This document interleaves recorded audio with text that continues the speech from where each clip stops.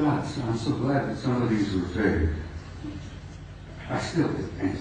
40 rolls of film for Christ's sake, and they erased them. Anyhow, next picture, please. It's the same photo of Landsberg, but with the next negative, 93 of this object here, flying by. Next picture. Now we're getting into some really gritty. I'm going to give you just a brief little bit of history here. Back in the early days of NASA and the Apollo program, I got this picture from the Japanese Space Agency, the Japanese NASA. They have a tremendous program going over there in Japan. You know, the Japanese are bright people. So the Japanese Space Agency had signed a contract with NASA years and years ago to buy copies of every picture NASA took during the Apollo program. And I'm sure the Japanese paid a sizable amount of money for this contract. And as the films was developed and the photos were made, and they shipped them off to Japan, and the Japanese have a tremendous reservoir of good, original NASA pictures. They bought them, they paid for them.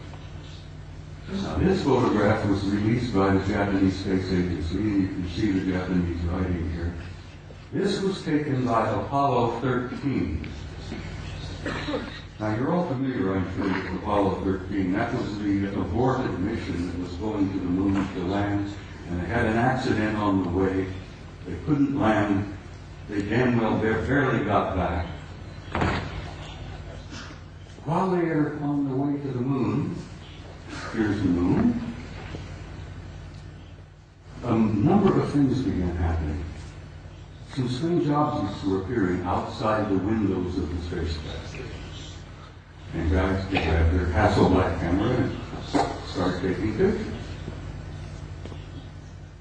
This photograph shows 3 different objects here. This looks like a circular object with an enlarged dome on top.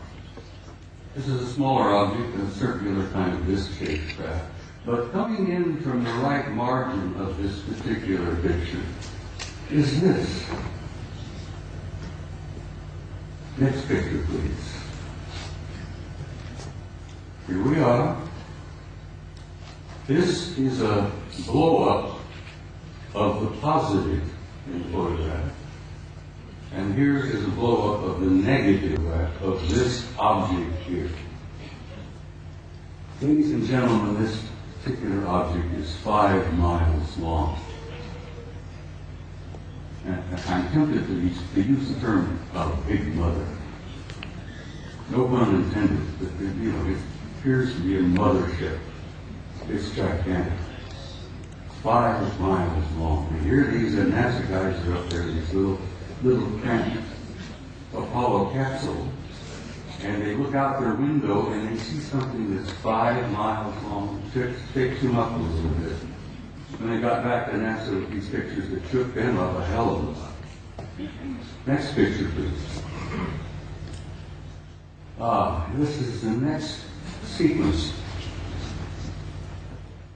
Here, this large mother has moved into the middle of the frame, and something else has shown up over here, which has been estimated to be 2 miles long. But this really upset the guys. I've never been able to find out which one of the 3 Apollo members of the Apollo 13 crew would admit to ever having taken these pictures. Because as you know, the Apollo astronauts were threatened with their lives. I kid you not, they were threatened seriously. They even threatened their families if they ever divulged any of the information that they knew. Next photo, please. Now, here we are. Here's the big mother. Here's the other one, 2 miles long. Here's a picture of the positive. This is the negative. This mother is 5 miles long. Up here you see what appears to be 2 circular objects either arriving or departing from that particular big ship. I can almost understand why the authorities in NASA, why the authorities in the space program didn't want this information to come out. They were frightened. They were stunned. They couldn't deal with it themselves, and they figured if they couldn't handle it, you couldn't handle it. There would be social disruption, I believe is one of the terms they used. They would disturb the body politic, I believe the term they used. So they clamped the lid down on this, and it's still down, and it's going to stay down, I'm afraid, for some time yet. Until people like yourselves and people like me and the rest of them here on the stage, by pushing and prodding and chipping away at this lie and this secrecy, eventually we will succeed. And don't you doubt that for a minute.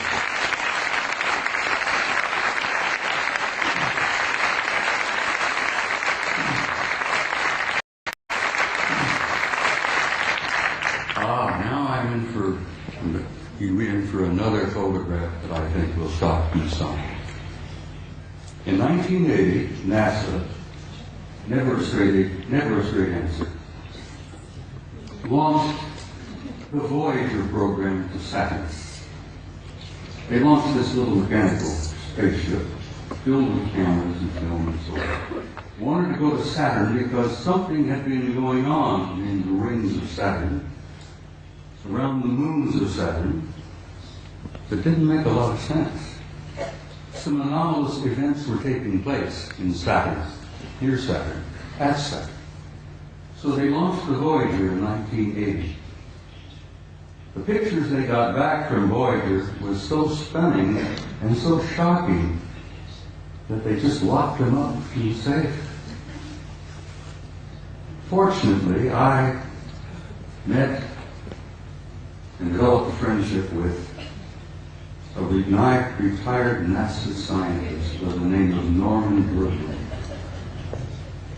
Norman Bergman worked for NASA for about 30 years. He was a technician, a scientist on the Voyager program to Saturn in 1980. Norman decided, after waiting a number of years, for NASA and the authorities to be candid and honest and forthright and tell us what they really found up at Saturn.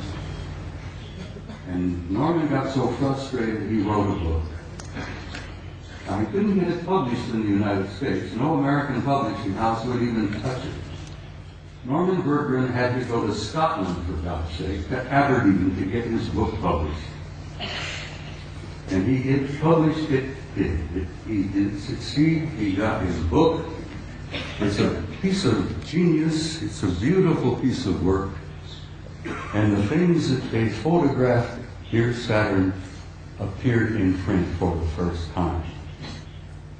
This is the A-ring of Saturn. I think you're all familiar with what Saturn looks like. It's a beautiful planet.